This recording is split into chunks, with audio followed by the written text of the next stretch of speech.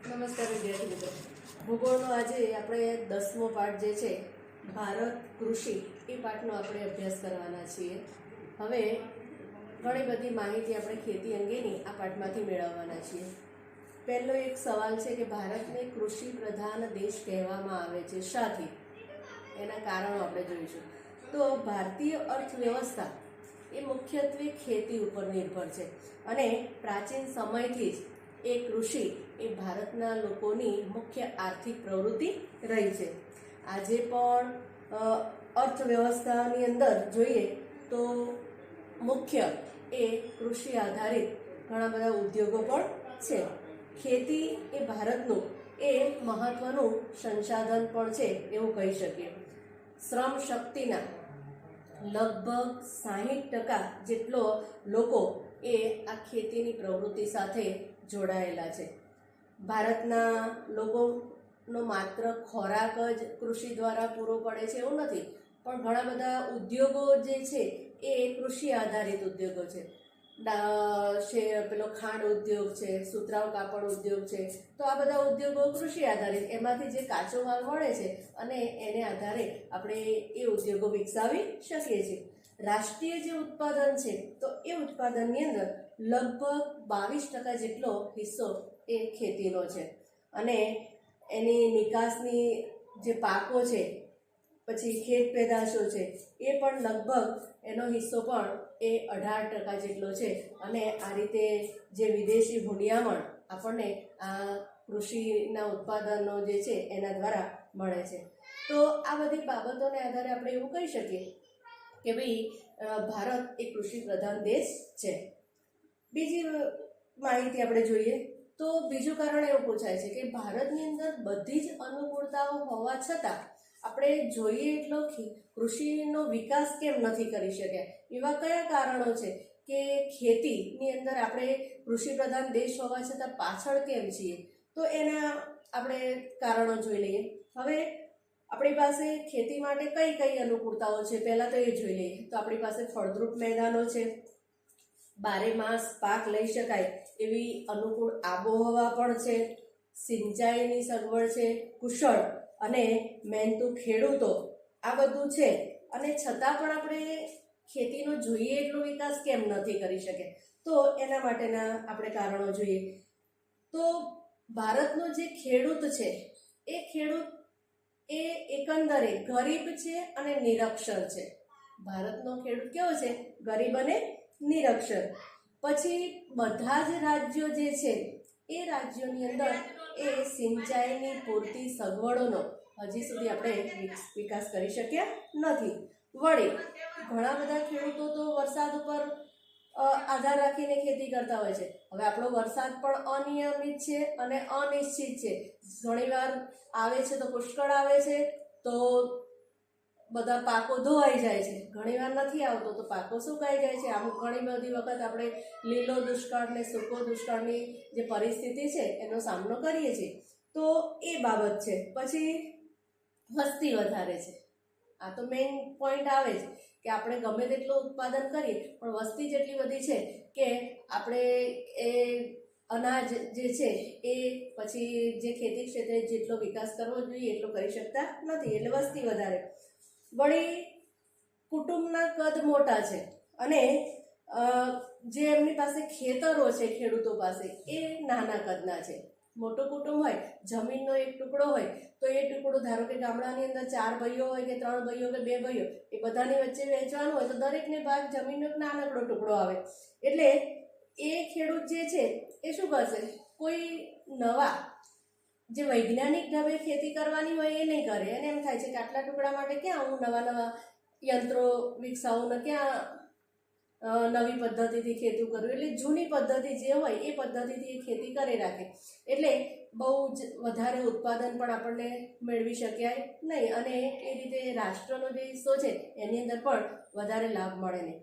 તો આ નાના કદના જે ખેતરો છે તે પ્રયોગશીલતા પ્રત્યે ઉદાસીન વલણ. મેં કહ્યું ને કે ભાઈ ખેતર નાનું છે એટલે કોઈ નવો પ્રયોગ અપનાવે નહીં કે ના કદાચ એમાં નિષ્ફળ જઈશ તો, એટલે એ જૂની પદ્ધતિ પકડી રાખે છે. પછી જે રાસાયણિક ખાતરો છે, સુધારેલા બિયારણો અને આધુનિક યંત્રોને વૈજ્ઞાનિક પદ્ધતિનો જે ઉપયોગ છે એ આ ખેડૂતો ઓછા પ્રમાણની અંદર કરે છે.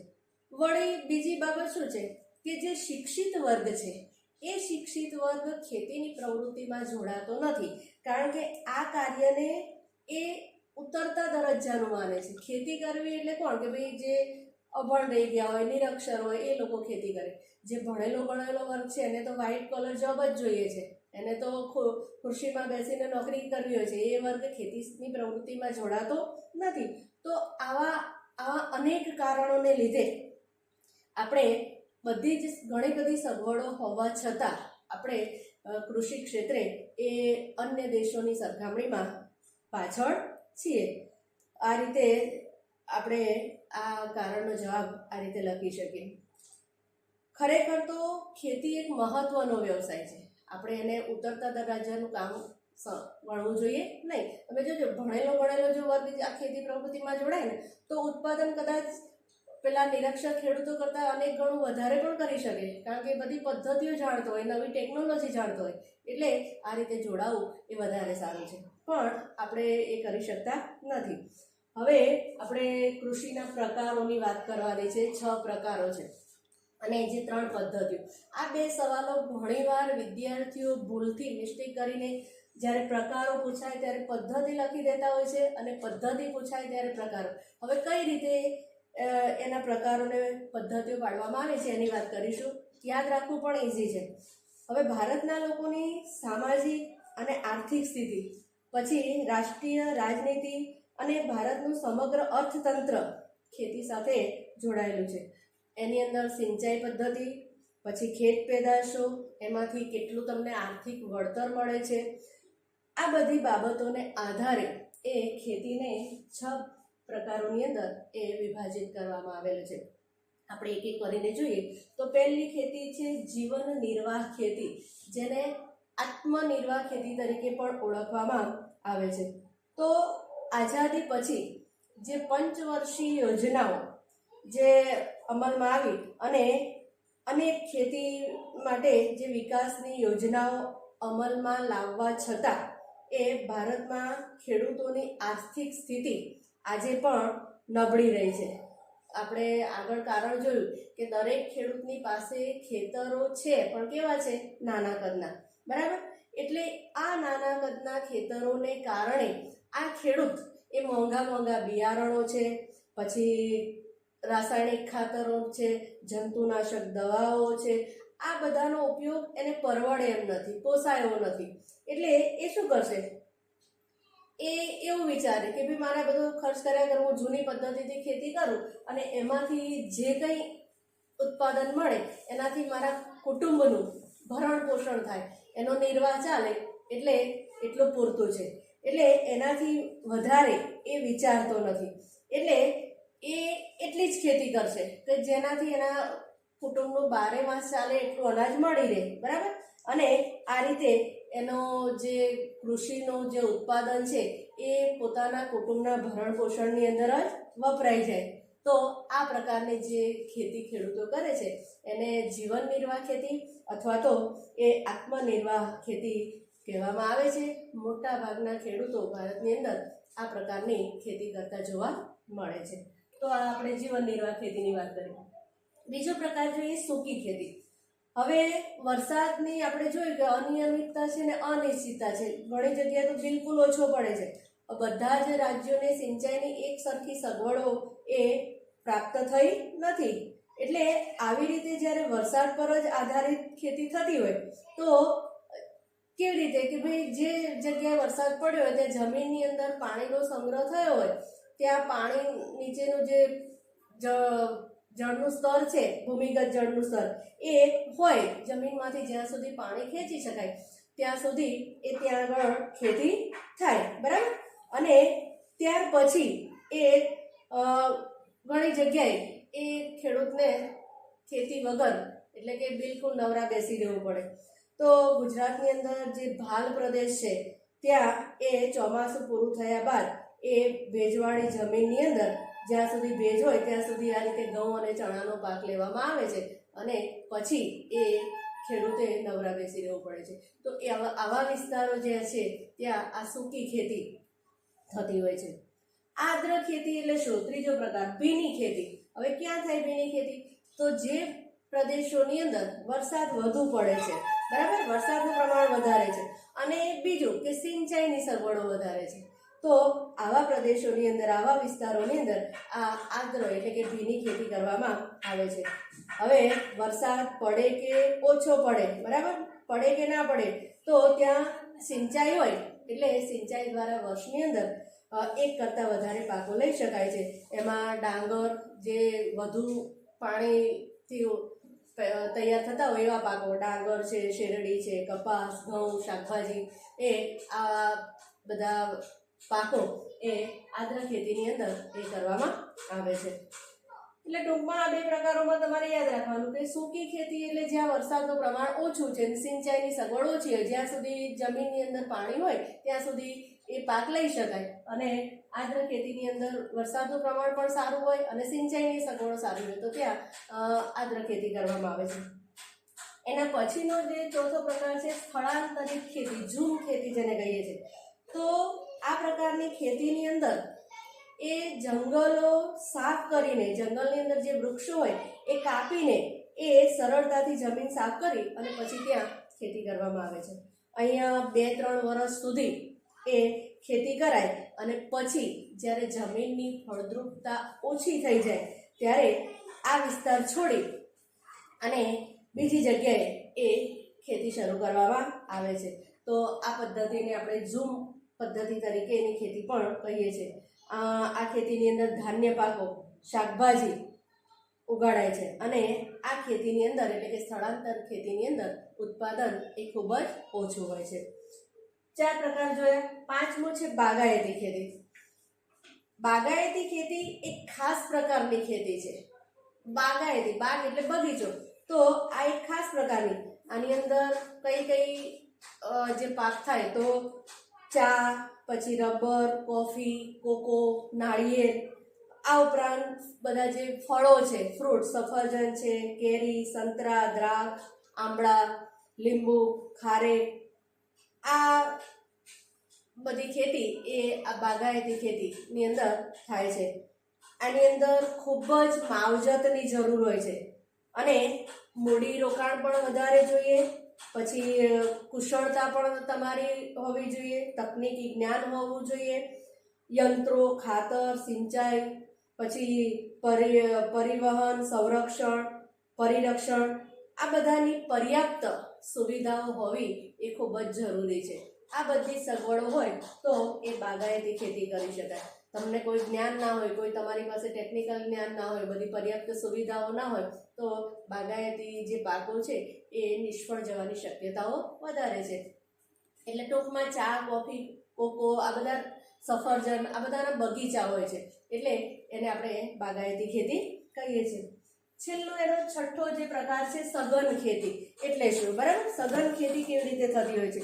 તો સઘન ખેતી એટલે તમારા ખેતરને 12 માસ ખેતીની અંદર રોકી રાખવાનું. સઘન, એક પણ સમય કે એક પણ માસ એ તમારું ખેતર ધાન્ય પાક વિનાનું ના હોય, 12 માસ ખેતી કરી શકો, તો આ સઘન ખેતી છે. એટલે ક્યાં હોય? તો જ્યાં આગળ સિંચાઈની પૂરતી સગવડો હોય, પછી ખેડૂત રાસાયણિક ખાતરોનો, કીટનાશકોનો, નવા યંત્રોનો એ ખેતીની અંદર ઉપયોગ કરતો હોય, અને આ પ્રકારની જે ખેતી થાય એને સઘન ખેતી કહેવાય. આ ખેતીની અંદર રોકડિયા પાકોનું વાવેતર વધુ થતું હોય છે.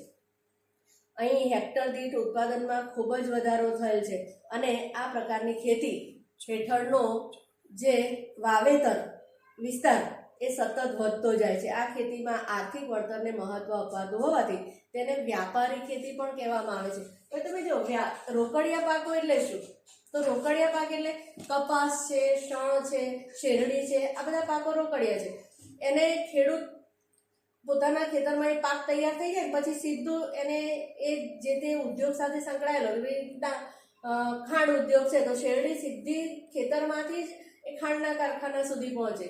કપાસ છે તો સીધું ખેતરમાંથી, એને સંગ્રહ કરવાનો જ નથી હોતો, તાત્કાલિક ખેડૂતને રોકડી થઈ જતી હોય, તો એ રીતે રોકડિયા પાકો કહેવાય. હવે કૃષિની આપણે પદ્ધતિઓ જોઈએ. 3 પદ્ધતિઓ છે. હવે એની અંદર પહેલી જોઈએ સજીવ ખેતી એટલે શું, બરાબર? તો જે પ્રમાણે રાસાયણિક ખાતર અને કીટનાશકોનો જે વપરાશ વધી રહ્યો છે તેનાથી એ ખૂબ જ માનવીના સ્વાસ્થ્ય ઉપર એ માઠી અસરો થવા લાગી છે. અનાજ, પછી શાકભાજી, ફળોમાં રસાયણો, જંતુનાશકોના હાજરીને લીધે લોકોના સ્વાસ્થ્ય પર વિપરીત અસર થઈ છે. પર્યાવરણ પર પણ એની નુકસાન થયું છે. તો જમીન ઉત્પાદન અને ફળદ્રુપતા ઘટવા લાગ્યા છે. તો આ બધાની જ્યારે માણસને ખબર પડી કે ભાઈ આ જે સજીવ ખેતી છે એ ખૂબ જ જરૂરી છે, કારણ કે આ જે આપણે નવી પદ્ધતિથી ખેતી કરીએ છીએ એનાથી તો માનવીનું સ્વાસ્થ્ય એ જોખમાઈ રહ્યું છે અને જમીન ઉપર પણ એની વિપરીત અસર પડી છે. એટલે એણે ગુણવત્તાને ધ્યાનમાં રાખીને અને પાકનું ઉત્પાદન આ બંનેને ધ્યાનમાં રાખીને એણે સજીવ ખેતીને મહત્ત્વ આપ્યું છે. એની અંદર શું હોય? સજીવ ખેતીની અંદર યુરિયા, પછી બીજા કોઈ પણ પ્રકારના રાસાયણિક ખાતરો કે જંતુનાશકોનો એ ઉપયોગ કરવામાં આવતો નથી. પણ જે પહેલાં કુદરતી જે ખાતરોથી ખેતી થતી હતી ને, છાણિયું ખાતર છે, પછી અળસિયાનું ખાતર છે, કમ્પોસ્ટ ખાતર વગેરેને પાકના સંરક્ષણ માટે અને રોગમુક્ત કરવા માટે લીમડાનું દ્રાવણ, પછી છાશ છે, આ બધું વાપરવામાં આવે. તો આવી જે ખેતી કરવામાં આવે એને સજીવ અથવા તો જૈવિક ખેતી કહેવામાં આવે છે. કેવી હોય? પોષણયુક્ત. માનવીના સ્વાસ્થ્ય ઉપર આ ખેતીની કોઈ વિપરીત અસર નથી પડતી અને કુદરતી સ્વાદ, મીઠાશ અને સોડમ એ આ સજીવ ખેતીની અંદર હોય છે. વધુ ખનિજ, વિટામિન, જીવનશક્તિ આપતા તત્વો એમાંથી મળે છે. જૈવિક ખેત પેદાશો છે એની અત્યારે ખૂબ જ માંગ વધી ગઈ છે, પણ આની અંદર વળતર ખેડૂતોને સારું એવું પણ મળે છે. આજે તમે જો ઓર્ગેનિક ખેતીનું મહત્વ ખૂબ જ વધી ગયું છે. એવી વસ્તુઓ લેવા માટે પણ લોકો કોઈ પણ ભાવ આપવા માટે તૈયાર હોય છે. બીજી પદ્ધતિ છે ટકાઉ ખેતી. આ ખેતીની અંદર જમીનની ફળદ્રુપતા લાંબા સમય સુધી જળવાઈ રહે એટલા માટે પાકની ફેરબદલી, પછી પોષણ માટે રાસાયણિક ખાતરનો જરૂરિયાત પૂરતો જ ઉપયોગ કરી કીટક અને નિંદણ નિયંત્રણ માટે જંતુનાશકોને બદલે જૈવિક નિયંત્રણ, જળ સંરક્ષણ વગેરે બાબતોની એ વિશેષ કાળજી લેવામાં આવે છે. વધારે પડતી જે દવાઓનો ને બધાનો છંટકાવ થાય છે એવું નહીં, પણ જરૂર હોય તો જ એ છંટકાવ કરી અને એ કાળજીથી એ આ ખેતી કરવામાં આવે છે. તો ટકાઉ ખેતી. મિશ્ર, તો ખેતીની સાથે સાથે પશુપાલન, મરઘા બતકાઓ છે, તો આ બધી જે પ્રવૃત્તિઓ ખેડૂત કરે છે તો એ છે મિશ્ર ખેતી. તો આ રીતે આપણે 6 એના પ્રકારો અને 3 પદ્ધતિઓની વાત સાથે આ લેસનને અહીંયા પૂર્ણ કરી જશું.